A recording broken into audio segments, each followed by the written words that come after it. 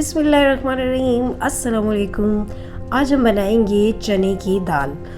तो अक्सर जब हम चने की दाल बनाते हैं तो इसमें एक इशू आता है कि मिक्स हो जाती है, घुल जाती है, तो अच्छी सी नहीं बनती। तो मैं आपके साथ आज शेयर करूंगी सारे ही सीक्रेट, जिससे चने की दाल बहुत मज़ेदार बनेगी और बिल्कुल ऐसे जैसे हम मार्केट से लेके खाते हैं। तो शुरू करते हैं। हम ऑयल लिया है मैंने आधा कप।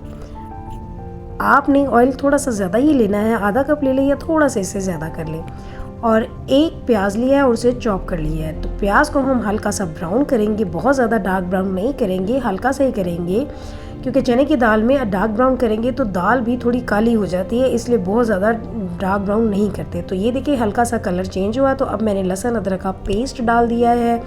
लहसुन अदरक के पेस्ट को भी हम हल्का सा फ्राई कर लेंगे, कलर थोड़ा सा चेंज करेंगे।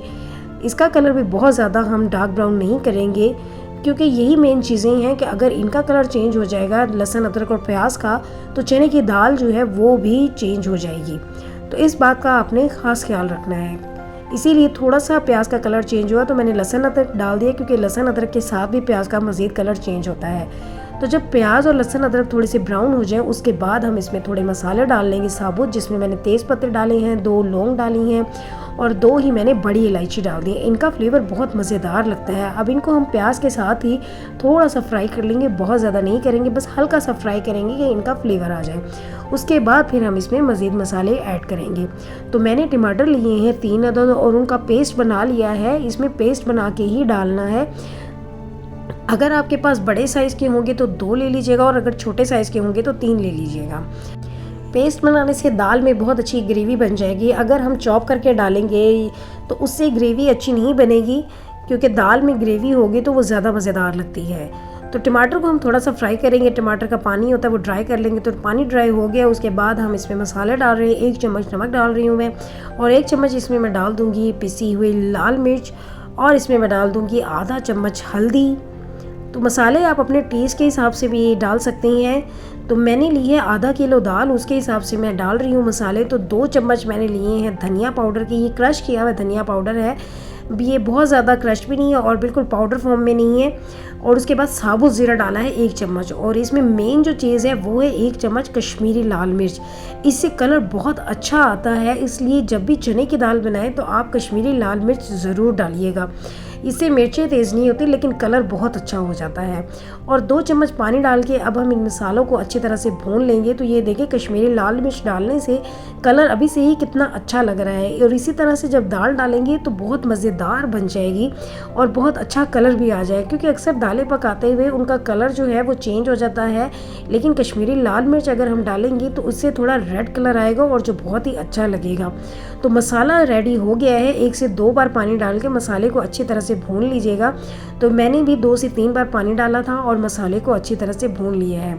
तो अब हम डालेंगे दाल। दाल को मैंने बॉईल कर लिया था, लेकिन बॉईल करने से भी पहले मैंने दाल को भिगो दिया था 2 घंटे के लिए। तो ये देखिए दाल अच्छे से बॉईल हो चुकी है, बस बिल्कुल मामूली सी कसर रहनी चाहिए। समझिए कि 95% दाल जो है वो गली होनी चाहिए, सिर्फ 5% रह जाएगी। तो उतनी में हम इसे यहाँ मसाले में डालेंगे, क्योंकि मज़ीद मसाले में भी पकना है।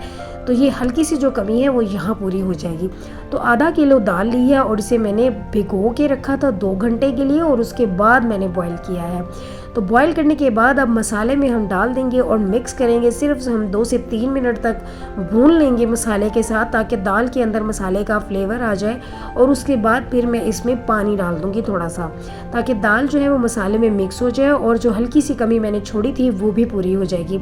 लेकिन अगर आप दाल बॉईल करें और वो अच्छी तरह ही गल जाए तो फिर इसमें भी कोई प्रॉब्लम नहीं है।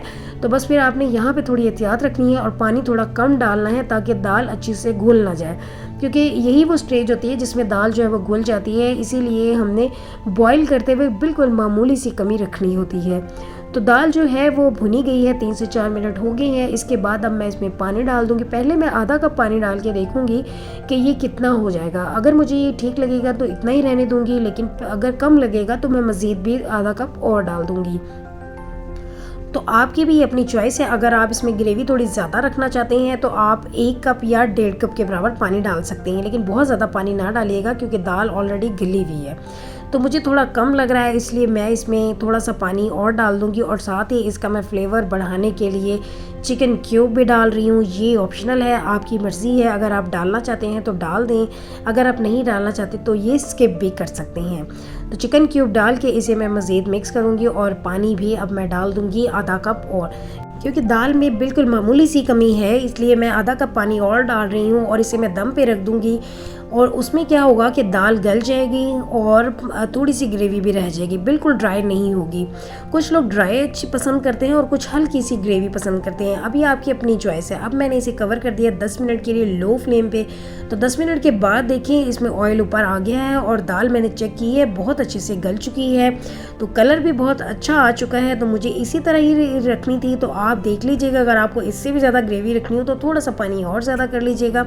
और ये ख़ास ख्याल रखिएगा कि अगर दाल आपकी पहले ही अच्छे से गली हुई है तो आपने पानी ज़्यादा नहीं डालना, फिर आधा कप पानी डाल के दम पे रख देना है, उसी में ही बहुत अच्छे से ग्रेवी बन जाएगी और कलर भी अच्छे से आ जाएगा। और बिल्कुल एंड में हरा धनिया, अदरक और हरी मिर्चें और थोड़ा सा लेमन जूस डालेंगे और 1 चम्मच मैंने कसूरी मेथी भी डाल दी है पिसी हुई। इससे बहुत ज़बरदस्त फ्लेवर आ जाता है और स्पेशल किस्म की चने की दाल रेडी हो जाती है। तो आपने ये मेरी रेसिपी ज़रूर ट्राई करनी है और चैनल को सब्सक्राइब भी कर देना है। और इस तरह से दाल बनाइएगा तो आपकी दाल भी बहुत ही मज़ेदार बनेगी, बिल्कुल ढाबा स्टाइल और या आप समझिए रेस्टोरेंट स्टाइल। तो जैसे आप मार्केट से लेके आते हैं वैसी ही बनेगी। तो अब हम दाल को डिश आउट कर लेते हैं। तो ये देखें जी, बहुत ही ज़बरदस्त और बहुत ही मज़ेदार दाल रेडी है। तो दाल की ग्रेवी भी आप देख सकते हैं बिल्कुल लाइट सी है और कलर भी बहुत अच्छा आ गया है। यही वजह थी हमने कश्मीरी लाल मिर्च डाली थी। तो कश्मीरी लाल मिर्च आपने ज़रूर डालनी है। तो फिर मिलेंगे हम एक और रेसिपी में। अल्लाह हाफिज़।